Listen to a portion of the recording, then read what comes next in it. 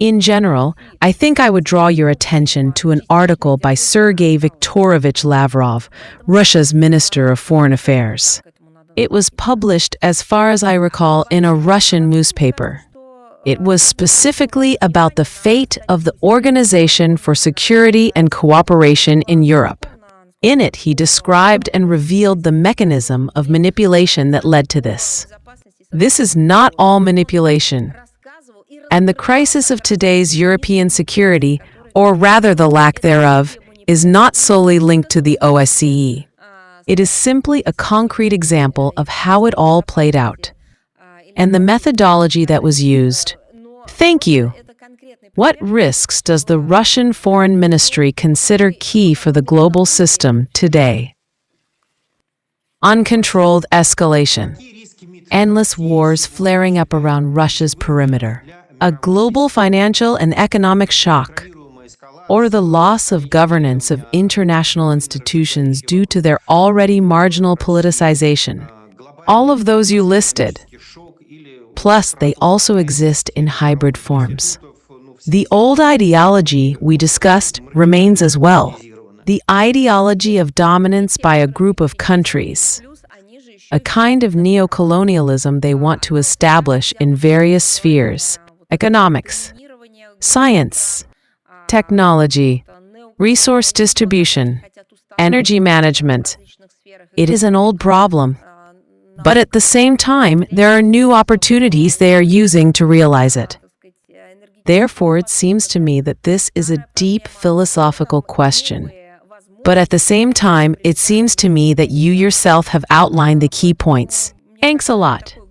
Goodbye. Have a nice evening. Thank you. You too. Do we have any other questions? Good evening, Maria Vladimirovna. Voice of the Fatherland. Oleg Shelikhov. We have 2 questions. Ambassador-at-Large Rodion Miroshnik stated his readiness to resume the Istanbul talks if a proper basis exists. What exactly constitutes such a basis for Russia now? Is it just the July draft memorandum? Or something else? I think we need to remember that there are relevant decisions made by the President of the Russian Federation. These decisions empowered Mr. Medinsky to initiate negotiations on the track you mentioned. First and foremost, we need to focus on the comments and statements made by Mr. Medinsky in the capacity granted to him by the President's decision. Of course, departments and the administration are participating in this work. The Ministry of Foreign Affairs, and all our executive and legislative bodies, taking into account, among other things, the composition of our delegation. But as for prospects, and especially the forms and conditions for resumption, I believe such statements should first and foremost come from the authorized person or persons. Secondly, both Mr. Medinsky and our country's special representatives have repeatedly discussed the basis on which we are conducting these negotiations. Russian Foreign Minister Sergei Viktorovich Lavrov also spoke at length on this topic. We will be sure to provide links to his relevant interviews, statements, and speeches, and accompany this response accordingly. The second question. Recently, former head of British intelligence MI6, Richard Moore, stated in an interview with Bloomberg that the situation in Ukraine directly influences Washington's policy. I would like to hear your comment on this.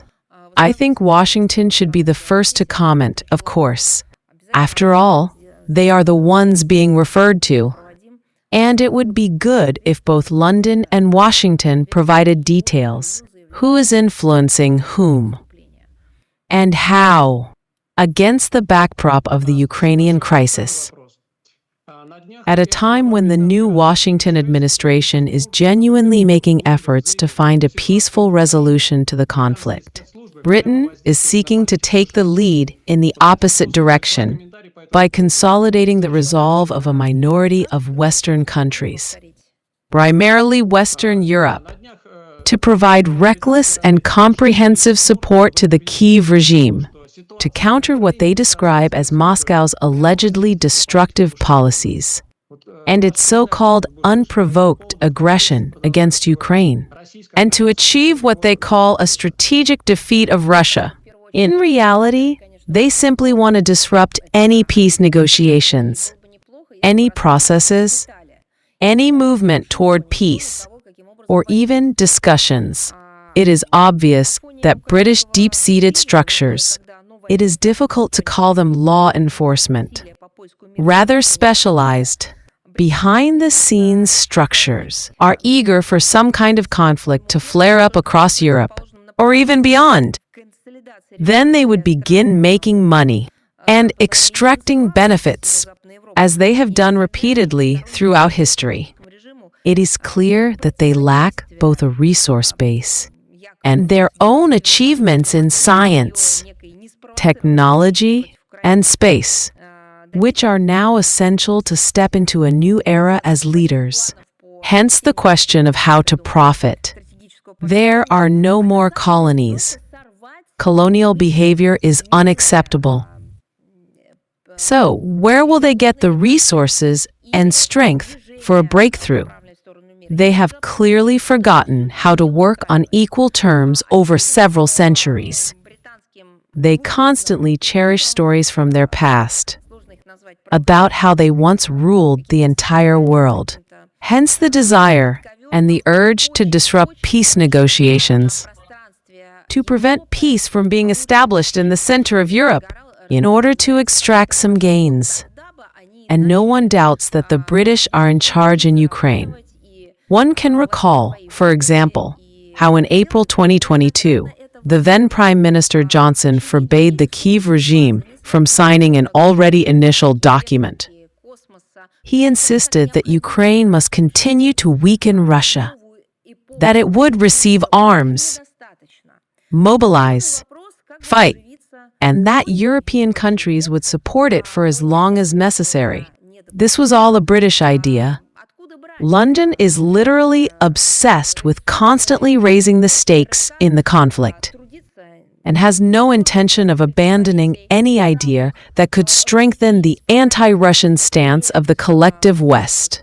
As for the negotiation process, yes, it is ongoing. Contacts continue. Russian Foreign Minister Sergei Lavrov has spoken about this repeatedly. Diplomacy comes in different forms, including public diplomacy, which should be accompanied by information.